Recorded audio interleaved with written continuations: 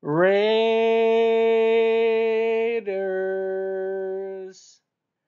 come out and play. Welcome to the All Pro Football Data channel. My name is Jim Coburn, but more so than anything else, I am a Raider fan. I'm an Oakland Raider fan to be exact. I know they moved to I know they're called the Las Vegas Raiders now, but I will always view them as the Oakland Raiders in my heart. Okay. And what we're going to be looking at today is a evaluation of the Raiders draft class based on data. So we're going to look at production, athleticism, and other statistical factors to determine how well the Raiders did in this particular draft class. And spoiler alert, they did pretty darn good based on the data. Now, before we get into all this stuff, okay, we need to talk about a couple of things. So first off, I'm a little bit different in terms of my draft grades. I don't watch film. I don't grind the film. I grind the data, and I grind it every single day. Okay, I'm constantly working on data projects and data related things. So don't discount data. Okay, data is just as hard as film evaluation is, if not harder, because there's always more stuff you can uncover and learn about when it comes to data evaluation. So in terms of my grades, I grade them based on their data potential. And if you want to learn more about my uh, evaluation and my correlations with my data scores, you can go to the top 100 or top 50 prospect video, excuse me, on this channel, which will go over everything that you could possibly imagine in terms of the correlations at the various positions using data grades. So, but this is how I evaluate draft classes. The first thing I look at is where was the prospect selected, because where the prospect selected puts a expectation on them. The expectation of where they're drafted is very important because typically this is the expectation right here, which is every prospect drafted within a certain pick range usually averages a certain approximate value score in their career. Approximate value is just a term that Pro Football Reference uses, which I use Pro Football Reference's approximate value scores, and it's based on how many starts they had, different production statistics. Each position is a little bit different, and you can go to their website and learn about that.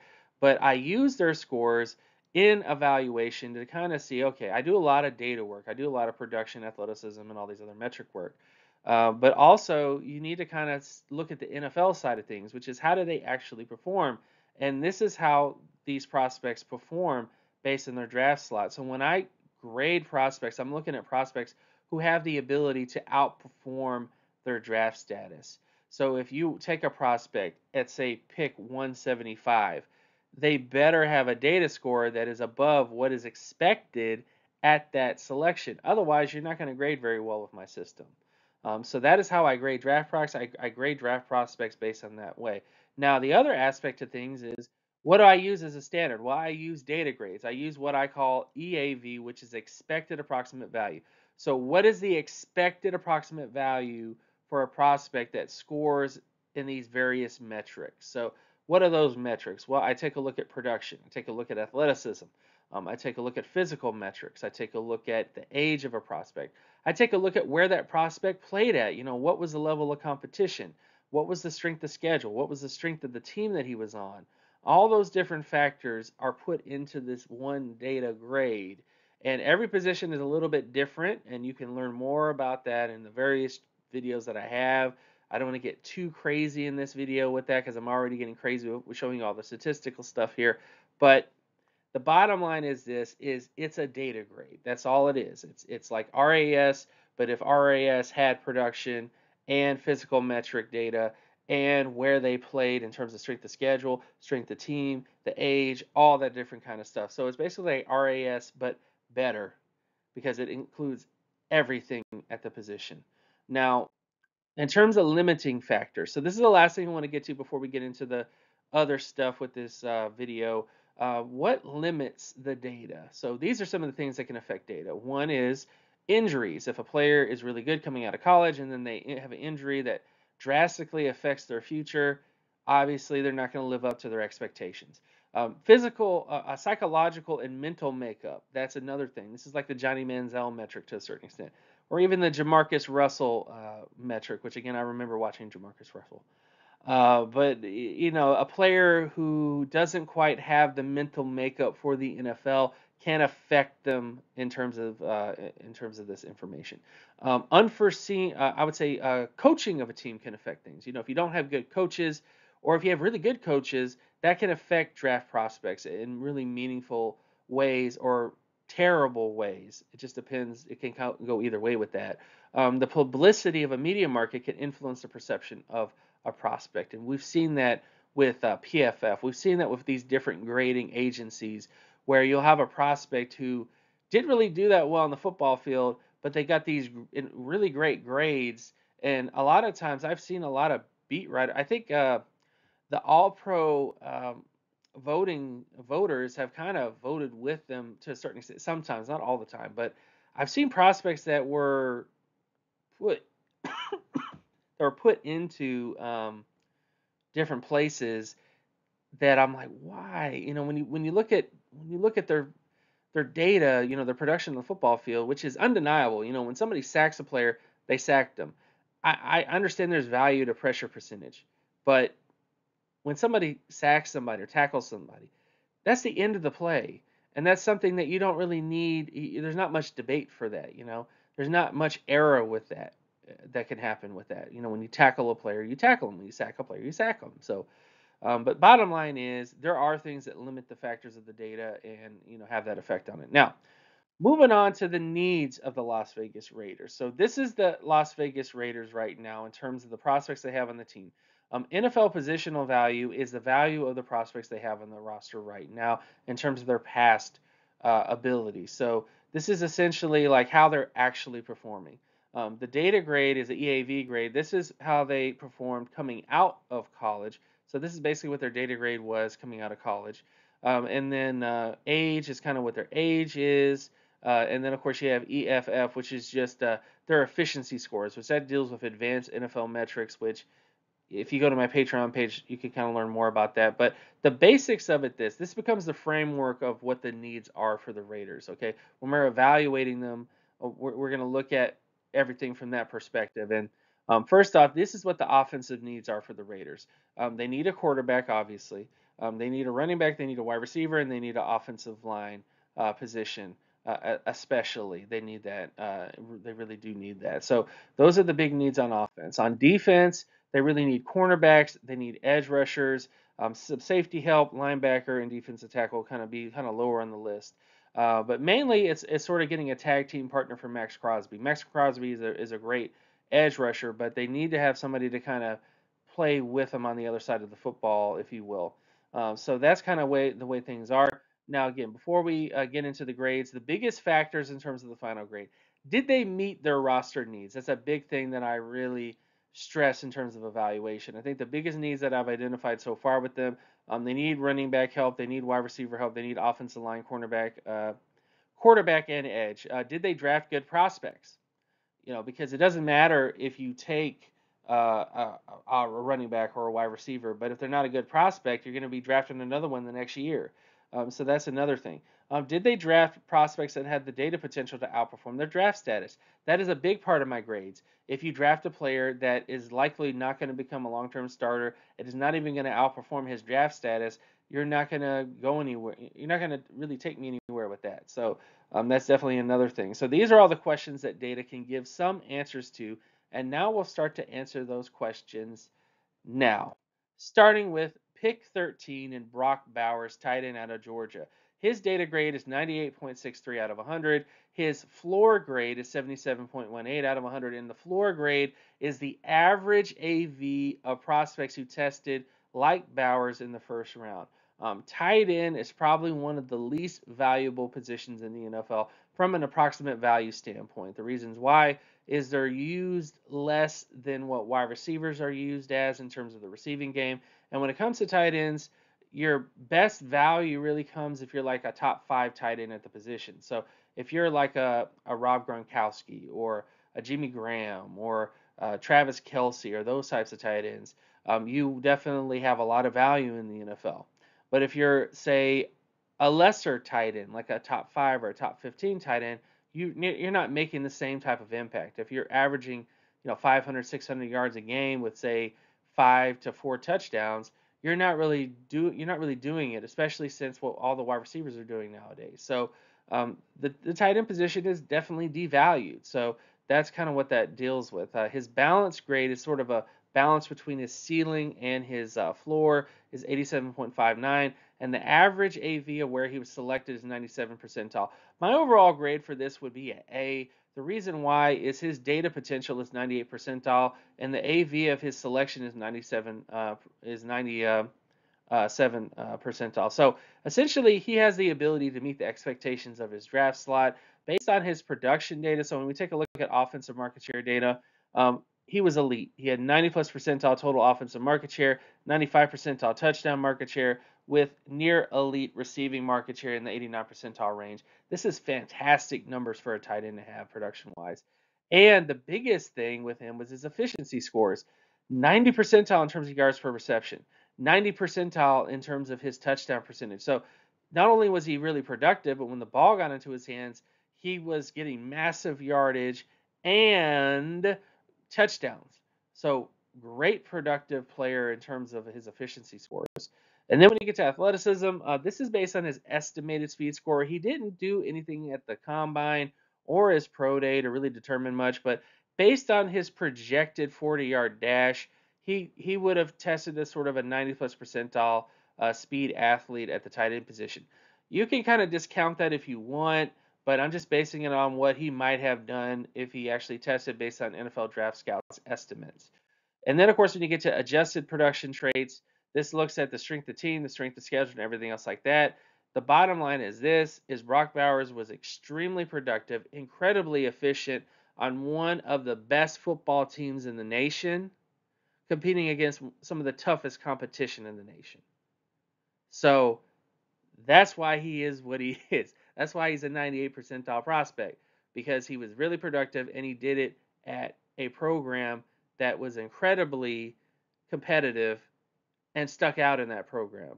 So that's why he is what he is. And he was a great, fantastic pick for the Raiders. Some people didn't like it. I understand, but I think there's a lot of positive things about it with him, most definitely.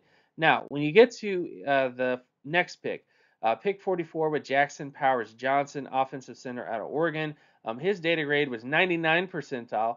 His floor is 86 percentile, with his balance grade being 92 percentile. The AV of a selection taken at pick 44 is 80.69, and I would give this overall pick grade a A. Taking a look at his athleticism traits, he had a 97 percentile explosion score with a 98 percentile speed score. He is an incredible athlete.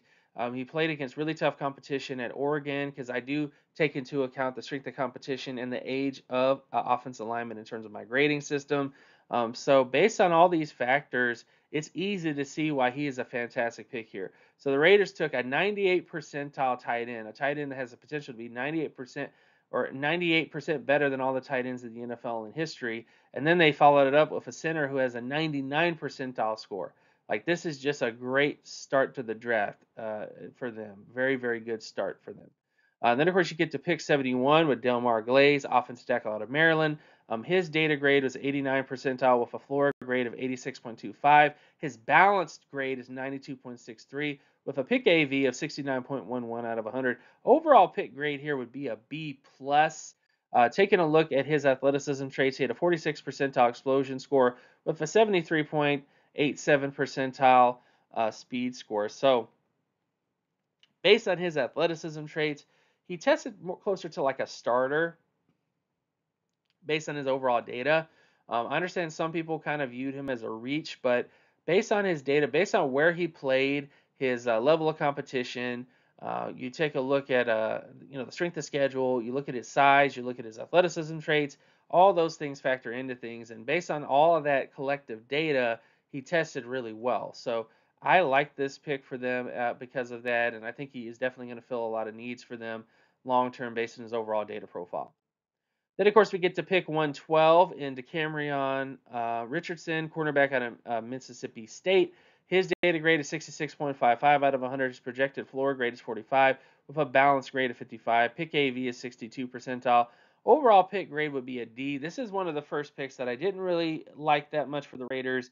Based on his production traits, he had a really great solo tackle score with a 74 percentile pass deflection score. But look at his interception market share, 4.77 percentile. So I'm not going to really check anything, you guys can at home, but I don't think he had any interceptions in college. So I could be wrong, but I didn't see any when I did his data profile. So that's the one area that's a little bit scary for him. Now, when you look at his athleticism traits, he does have great speed, near elite speed score, above average flexibility with below average explosiveness. And then when you look at his adjusted production traits, he's closer to like the 60 percentile in terms of his adjusted production. It takes a look at his production for his level of competition, his level of team. But overall, he's kind of a tweener. So his data grade wasn't terrible. There is a shot that he could become a long-term starter for the Raiders, but were other cornerbacks who had better overall data grades that they could have went for that would have more chance of becoming successful. So this was the first pick I think was a little iffy, but you know, nevertheless, I think there was some decent factors to it in terms of his athleticism traits. Then, of course, we get to pick 148 and Tommy Eckenberg, linebacker out of Ohio. His data grade was 91 percentile. His floor grade was 63 percentile with a balance grade of 77.47 out of 100. Pick AV would be 47.59, and his overall pick grade would be at A. So great data grade all around. How he tested was very good in terms of production. 98 percentile in terms of solo tackle data with 79 percentile in terms of tackle for loss. This is what is usually expected from a linebacker, like a sideline to sideline type linebacker, which is what he is. He's more of a traditional guy in that way. Taking a look at his efficiency scores, he had above average forced fumble market share, pass deflection market share, and interception market share. So he was able to make plays on the football as a coverage guy. And when you look at athleticism traits, he wasn't the best athlete, which I think is the biggest reason why he fell as far as he did. He was 32 percentile in terms of explosiveness, 40 percentile in terms of speed, and 49 percentile in terms of flexibility for his size. So this was not the best way he could have tested, but there is some positives there in terms of his production traits, which when you look at his adjusted production, he is pretty close to the starter averages in terms of that particular area with him, which I think is very good for him long term. Taking a look at pick 208 and Dylan Lobby, running back out of New Hampshire. His data grade was 64.16 out of 100. His floor grade is 38.49 with a balance grade of 51.33. The pick AV for him was 18.92, and this is another D grade for the Raiders. Biggest reason why is he did have good production. When you look at his production traits, he was very decent in terms of that. His efficiency scores, he wasn't too great in terms of yards per touch, but was good in terms of yards per reception and TD percentage. And when you get to athleticism traits, he did really well in terms of flexibility for his size. He had a near elite flexibility score there. But the biggest issue with Lobby comes down to strength of schedule and strength of team. He played at New Hampshire. He didn't play at a high quality NFL, I would say college football team. He didn't play at Alabama. He didn't play at LSU or in any of the big time programs, or even like a smaller school program like a Troy, for example. So his data does affect that to a certain extent. Is that he wasn't dominant for his level of competition, but he does have NFL athleticism in terms of at the running back position. So I'll be excited to see what happens to him. I know the Raiders really do need somebody to emerge as the guy at the running back position. He might be that, but I do think they need to get somebody in the future to possibly take his place long term. Then, of course, we get to pick 223 and Trey Taylor, safety out of Air Force. His data grade was 83.93 out of 100. His floor grade was 40.38. Balance grade is 62.15 with a pick AV of 12.74. And overall grade would be a B. Great production traits for him. 91 percentile in terms of solo tackle data, 90 percentile in terms of interception data. His athleticism was also decent. 75 percentile explosion, 79 percentile flexibility for his size. And in terms of his adjusted production traits, he was in the 80 percentile in terms of that particular area. So even for his level of competition, when you take a look at his age and his other sort of factors, he tested really well. So I like Trey Taylor a lot. There's a lot to like about him. I know he played at Air Force, and a lot of people aren't too familiar with his film. But based on his data stuff, based on his data perspective information, this could be a player that could become a long-term starter. He has that ability based on his production traits. So I'm very excited to see what happens with him long term. Then, of course, we get to pick 229 and MJ Devonshire, cornerback out of Pittsburgh. His data grade is 60.95 out of 100. Floor is 37.97, and then his balance grade is 37.97. And then pick AV would be 16.22 out of 100. Overall pick grade for this would be a D based on his data. I would look at him at 29.41 in terms of his solo tackle data with really good interception and pass deflection data. 90 plus percentile interceptions and 88 percentile in terms of his pass deflection. So those are good numbers for him to hit. When you take a look at his athleticism traits, he had 66 percentile explosion, 61 percentile speed, and then 31 percentile in terms of flexibility for his size. And then when you take a look at his adjusted production traits, 60 percentile in terms of his pass rating, with a really low age score. So a lot of the reasons why he didn't really do as well in terms of his data is because of those factors right there. But I do like his overall profile. I think there's a lot of positives to say about him based on his overall data profile. So overall, the final grade that I would give the the Las Vegas Raiders is at A. Did they meet all of their roster needs? Yes. Did they draft good prospects? Yes and no. There was some prospects here and there that I was a little iffy on from their data perspective, but they did at least get players that are could outperform their status. So even though they got a D is still better than an F. So I think that's really what it comes down to. Now, did they draft prospects that have the ability to outperform their draft status? Absolutely. I think the selections, all their top selections, could easily do that. Did the Raiders? I would say the Raiders mainly focus on BPA or best player available and filled roster needs at the same time. So I like this draft class from that kind of perspective. They got great players, and they do fill their needs. They really do. They needed another dynamic weapon, which is what Brock Bowers is. They got a really good help in terms of the offensive line with the players they selected with their second round and third round pick. So all this stuff is really great for them overall. I really like this draft class.